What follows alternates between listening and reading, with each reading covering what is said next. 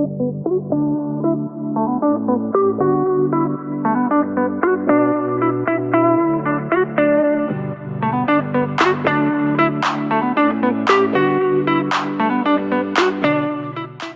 thank you for this. I am 40 now, and I am a father of a teenager. So, with that context, I will tell you like how I've been observing young people growing and making use of possibilities in this internet economy, right? So, one of the exciting things about internet economy is that the internet economy is like connecting, everyone around the world possibly. And I understand there is some kind of digital divide, but even then, a large section of people is connected through internet devices, making the networking possible, making learning much more possible, working with anyone in the world possible. I mean, for example, how we connected and how we decided to do this together is a classic example of how internet really connects people. And I mean, the more you think about it, the more exciting it is, undoubtedly, because many people kind of take internet for granted, the resources for granted, the possibilities like for granted. But here is something which you need to remind ourselves every day, that there was a world without this, and there was a world where this could not have been possible so fast. And now I understand there is something like 5G coming in, kind of amplifying the whole internet economy, say like 10x, 20x. That is exciting for many people, right? So first of all, I want to tell you that this is the world where the core skill would be to kind of focus on learning to learn, right? So many people kind of ask this question to experts, right? What should I learn, right? And there is no specific answer like AI or blockchain or Internet of Things. It's all about how do you learn to learn faster, considering the kind of uh, the shorter lifespan of skills right now. So 10 years ago, there was like a lifespan of a skill. The lifespan of a skill itself was like 20 years. I'm more talking about hard skills, not the soft skills. Uh, and now you see the hard skills are evolving every day, and somebody who wants to do something in technology needs to be like lively learning, right? Learning on a live level and evolving to be doing something amazing, right? So this is an opportunity, this is also a challenge. So whenever there is a great opportunity, it comes with a little bit of challenge. The reason why only very few people kind of really use it and make it happen, right? So I think I'm sure that whatever I understand from Merslow is that people who come here are people who look for interesting stories, examples, and if possible, inspiration, so that they can ride on that. Even I do listen to many such sessions by people who are leaders, experts, or visionaries. Sometimes a couple of words will excite me to kind of go back and do the research. I think that's what we are all here for, right? So just before my session, I heard we were talking about Internet of Health, and that keyword is enough for me to kind of spend probably like 30 minutes to read about it, watch some videos, make a kind of a crisp impression about what Internet of Health is all about, what kind of companies are coming in that space, what kind of skills are required for people who are in Internet of Health, right? So I think what we need is like a quick outburst of research, right? I know research on a long time basis is like requires a lot of patience. It requires an intent and purpose and everything. But as people who are growing and learning at this stage, the best thing which you can probably do is like when you get a keyword, go and do some 30-40 minutes of intense research. Try to read 10 blogs about it. Trying to watch 5 videos about it. Go to Twitter and see how many people are talking about it, right? So it's so interesting to do research right now in internet, because it's so sharp, where all the experts are coming and giving you the most condensed insights, whereas earlier it used to be very difficult to go and do all those research. Here is the possibility, and learning to learn will be the number one skill for anyone coming up in this era, right? I also wanted to share with you some of the very interesting opportunities which never existed before. So I'm also part of various innovative edtech platforms, One of the platforms which are very closely working with is called the Bloom, and what we do there is very interesting. I mean, just to give an example of how young people, especially in their like in the early formative years, think about life, think about opportunities, think about the niche possibilities which they can explore, right? So one of the children whom we were talking to, she was excited about the lake conservation, and we were surprised to see that someone could pick up an interest on lake conservation.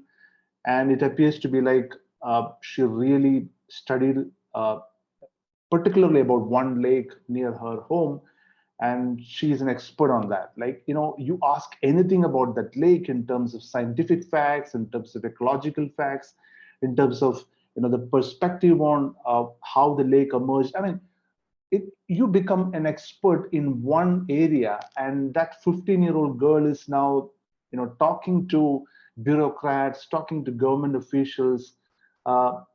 This is the possibility, right? It's not about doing something um, you know in technology. It could be also about learning something deeply and figuring out the possibilities, right? I also see that if ever you talk to teenagers and ask them like, what do you really want to become, or probably the first thing which they would come up with, mostly like many of them are excited to do that, would be to become a digital entertainer, right? Or digital content creator, right? You have immense platforms out there whom you can go and figure out, talk about content which is so niche, to entertainment, to leadership, to activities, to even for that matter, many of them are like good actors as well, right? Going and entertaining people in the internet. These are all things which never existed before, considering the kind of distribution which is growing. One of the biggest advantages right now is like the distribution is so possible right now. If you have content, if you have an idea, and you want to convert that idea into a content, and that content can be distributed, and the distribution is scalable. And recently I was watching some Instagram reels wherein the young people, I'm say people who are in their teens, and they're coming up with extremely entertaining things, right? Which probably a filmmaker would find it difficult to make hilarious, to entertaining, to dramatic, to the genres are so wide. So these are all possible. The creative experimentations are possible right now. Uh, the rapid experimentation and rapid learning has become the key thing for anyone wanting to learn, right? It's not about waiting for a long period of time to be successful. It's about going and failing, and the first thing instantly, go and do it, and then that failure will give you a feedback loop. The success also will give you a feedback loop, right? So we all work on feedback loops. If you do something good, you get a feedback from your audience, or it will make you feel good about what you're doing, right? So that's a feedback loop which most of the teenagers are looking for, and the feedback is immense out there, right? You have so many people ready to give you feedback. It could be strangers, to your friends, to relatives, to many people out there, always in a feedback loop. So social media, digital content, internet is all about feedback loop. You make a blog and you publish it. Maybe 5 people will read it. 1 person will give you feedback, right? That's how you build on what you want to do consistently, systematically, better and better, right? So this was not possible if we are not connected, right? And this connectivity is making this possible deeply, interestingly, and most importantly, making ordinary people digital rock stars, right? So I would say this is like ultimate democratization, if you call it so, as the internet is ultimate democracy, right? You don't have any leader there. You don't have anybody dictating terms.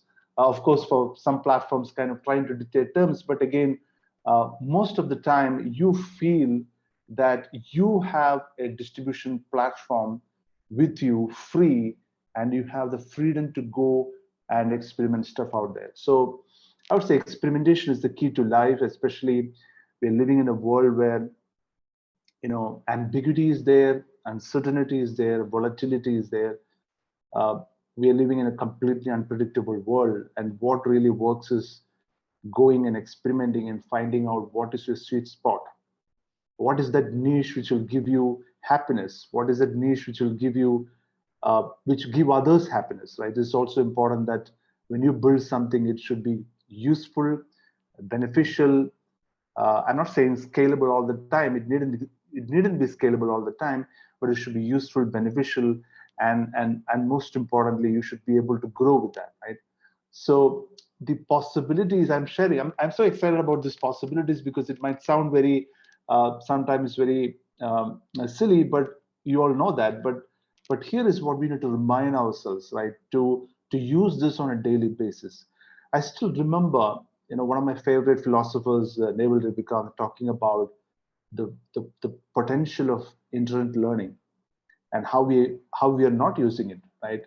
I remember in 2015, we started doing massive open online courses when we started opening up in EDX and Coursera and all.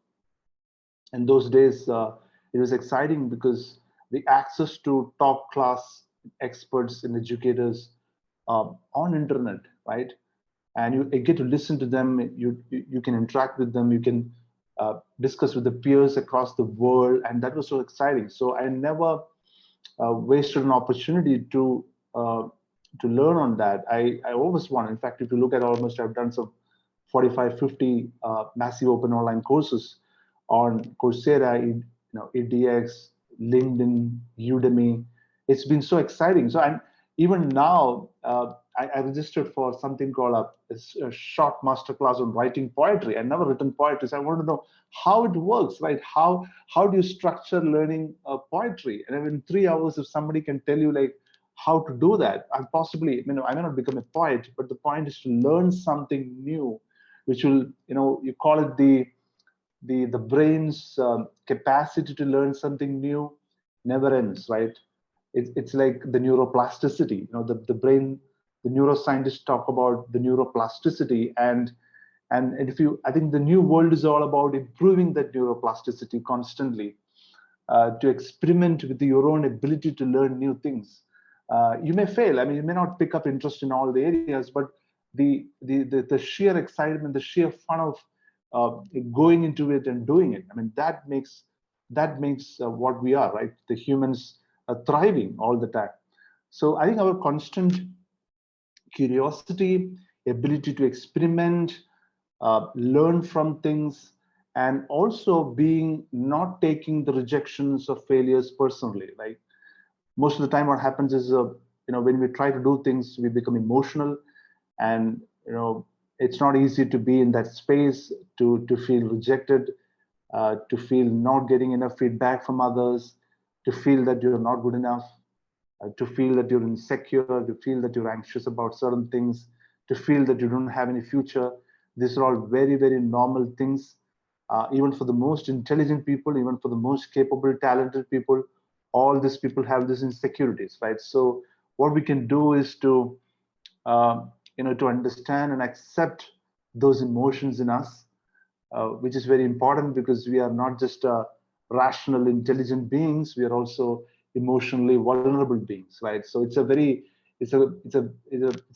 vulnerable balance between the rational and the emotional things, right? So accepting that and being aware about that will definitely be uh, uh, will be a winning proposition, because when you know there is something going on inside you, I think we should always be able to accept that, right? So I'll tell you one experience of while working and being as an entrepreneur for almost 14 years. I've come across many times my experiments failing, my projects miserably not doing well. But all these times, what I tell my team as well as to myself, during those tough phases, is that uh, what are the 2 3 things which are really good from this outcome, right? The outcome is failure. When I say the failure, it's labeled as a failure, probably a financial failure, probably a project failure, the project not kicking off well as we expected. So what are the couple of things which I can take from it, and then try to think intensely about it. What is the two things which would make me feel good, say like 5 years from now, right? And I try to think about it.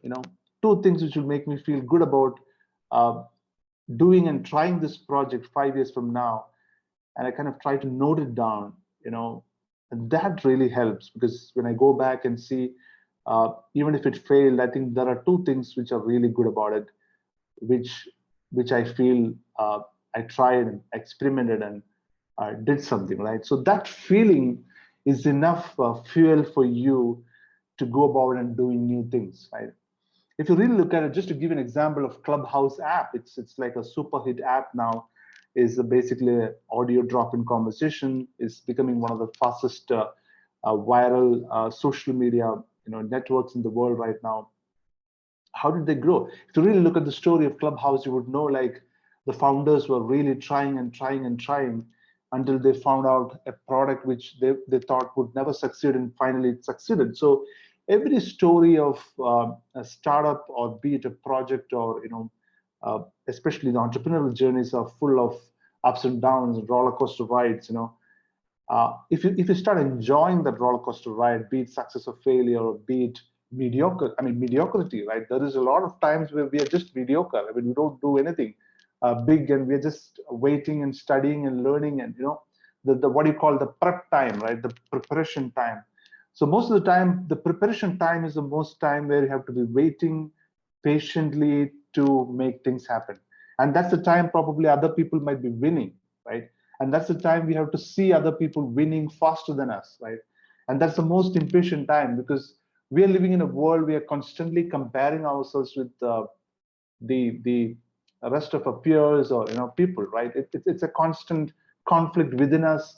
There's a constant conflict between our expectations, others' expectations about us, and our own expectations about what we are, right? So this conflict is what inherently there in everyone.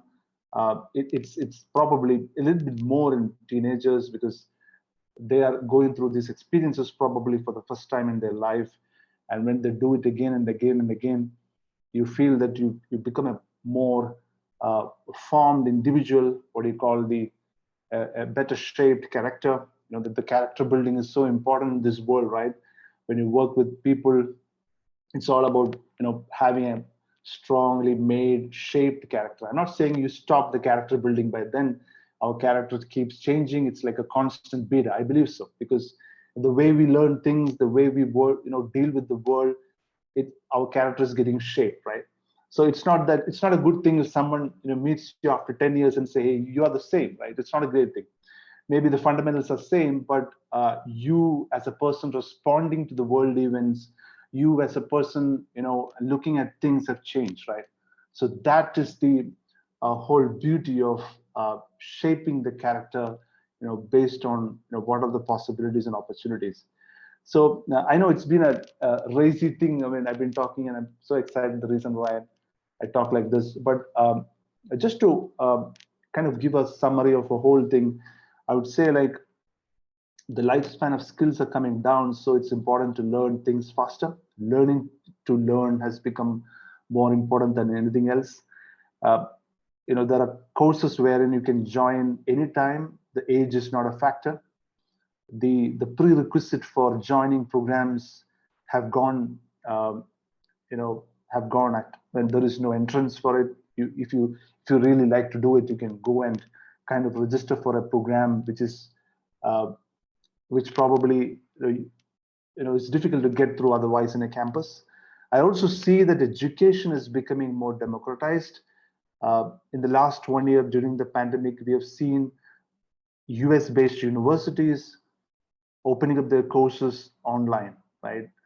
And probably they're giving the same campus credentials, once you come out of it. Probably uh, the way the world is moving in terms of education is going to be very, very interesting. And as teenagers and their parents, I would say like the way we have learned many things over a period of time is going to change. We're going to be seeing remote learning more. We're going to be talking to experts, right? I always say that in a school, you meet a few set of people, in internet, we meet the great teachers across the world, right? So that's the fun of it. So you're not meeting a few set of people. You can access anyone, right? If you look at the kind of people I follow in a blog or YouTube or the Twitter, and the kind of inspiration and content and the excitement I get out of it, I should be paying all of them, right? But these are free resources, right? These are free resources. So using those free resources to build something, and also to give back, right? It's important to give back as well, right? To inspire probably 10 people, 100 people. That would be great. So the possibilities and opportunities for someone growing up right now has never existed before, and the opportunities are immense. Be it becoming a lake conservationist or becoming a AI, ethicist. There are positions like that coming up.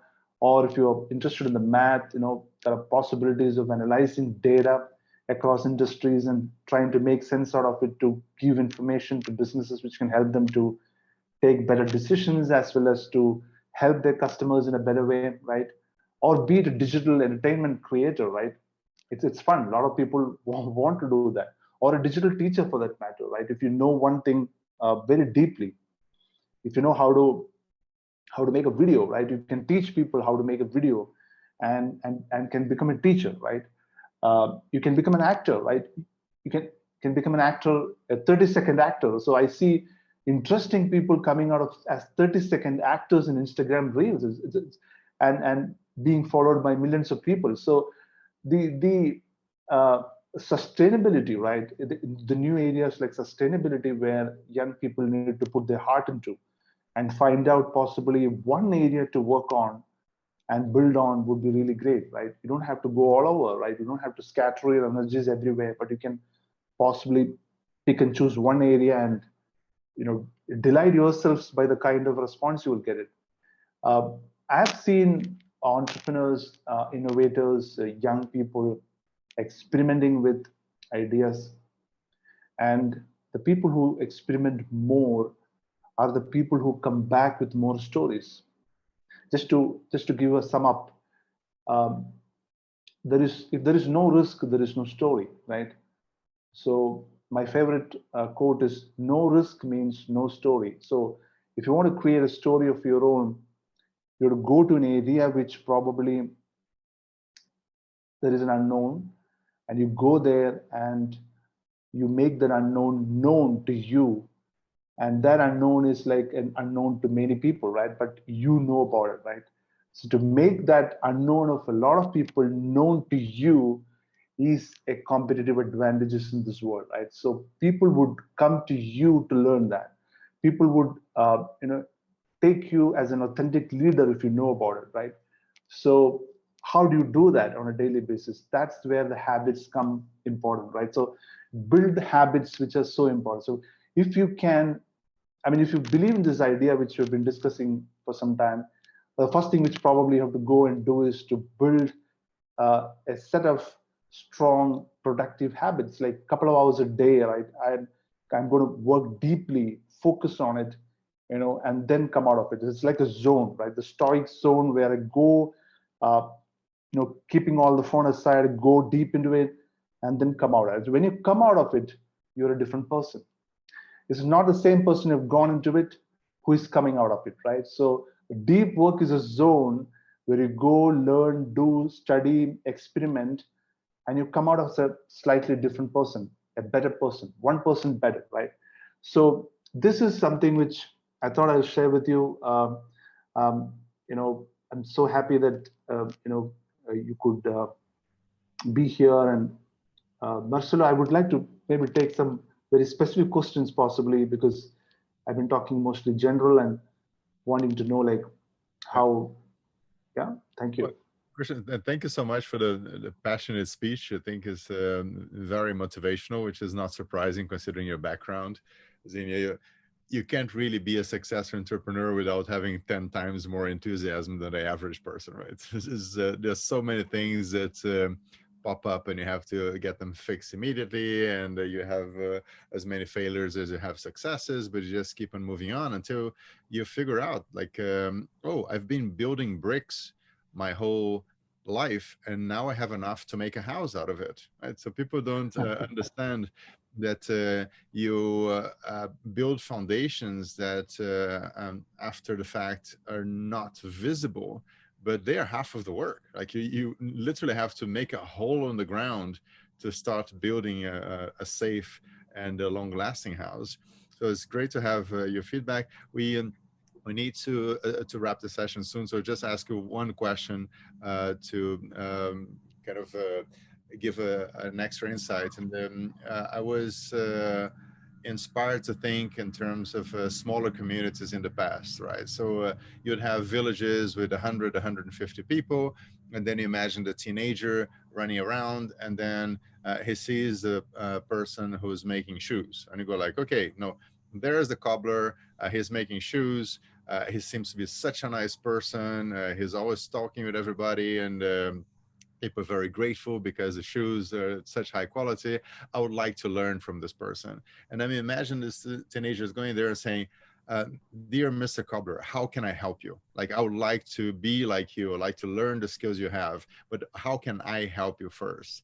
And the question then is, how do you see teenagers volunteering to help people who are doing things that they admire, and trying to figure out how they can learn from that person while adding value to what they're doing, and therefore, making sure that it's a stable relationship? Yeah, I think that kind of learning is going to pick up a lot because learning by doing things, like which used to exist earlier, we call it like the apprenticeship, right? The word apprenticeship is lost now because people want to go and learn content, right? It's more of content driven learning now. I mean, you watch videos, you consume a lot of reading material, right? But when it comes to, like, the example you gave is fantastic. It can be a cobbler, it could be somebody who is an expert in an area, but he has spent a lot of time in understanding that area, gone deep into it, right? And seen all those, possibilities of failure and success and all, right? So those kind of people come with the wisdom, come with a lot of hacks, tools, specific skills, like contextual knowledge, and of course about the local market in which he operates, right? Which would be a great entrepreneurial thinking exercise for people. It's not just about learning to mend shoes. It's also about how someone has got specific skills they build over a period of time, how they build a small market, how they build a living out of it, right? So, which, if possible, if young people can take interest and go and do it, it would not just be learning about a specific skill. It's also about opening up a life possibility, right? One of the examples, I just want to give one example and then possibly wrap up.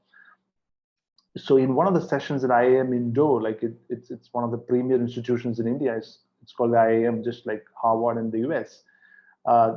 They did a very curious, very amusing kind of activity. So they were doing the second semester, and the entire management students who are very bright students, of course, from the different colleges in India, coming together to do an MBA there, were sent to a village, right, some 100 kilometers away from their campus, and they were asked to live without money for 2 weeks. And they were just dropped off in some buses, and they had to go and there is no money with them, right? So after 2 weeks they came back, and the kind of revelations, the kind of humility, the kind of confidence which people gathered out of that exercise, I'm just trying to relate to what you said, right, has been immense, right? You go there with nothing, and then you figure out, in an area which you don't know, even the language and the slang, you don't know the people, you're going to a very uncertain geography, and then still survive for 2 weeks by persuading people, by negotiating with people, by getting work, by making a little bit of money, by surviving, by making food for others. The whole process of building life skills, and of course, most importantly, by being with some of the cottage entrepreneurs who who really help them to see what life in a rural village is all about, doing business, right? So I think coming back, even now after 10 years, people remember those things, and they take those lessons very close to their heart. I think memorable lessons will change the nervous system, right? Because learning happens through pain, right? Learning never happens in a comfortable situation. Learning happens in pain, and pain is when the learning transformation happens. So there are two ways of learning things. One is, of course, to consume the content. You can be knowledgeable about it. You know about it, right? The other thing is to internalize about it. When you internalize, you feel the whole thing inside you, and that's the biggest asset when it comes to a young person. Well, that's really great, Christian. So it's a super useful session. I would just like to kind of make a comment in terms of when you're setting up a company, a startup, equity is how you distribute the value creation. It tends to be, here's the money that I'm putting into the company. This gets me half of it, or 10% or 20%. But the one things all teenagers have is sweat equity, right? Is their ability to help others that are already doing something successful, they're trying to learn from and emulate, and just volunteer to support as much as possible, up to the point in which they do have those skills themselves, and they'll have enough funds to be able to set up their own businesses if that's what they decide to do, or just to have a closer participation in getting to a true partnership with the people they're collaborating with. So thank you so much for joining. It's been really, really interesting, and I hope you can stay to watch a few more sessions. You should definitely be in touch. You have to follow up with a one-to-one conversation after this one. Just let me know what's convenient for you. Thank you, Mercer. Thanks for the opportunity. Thank you.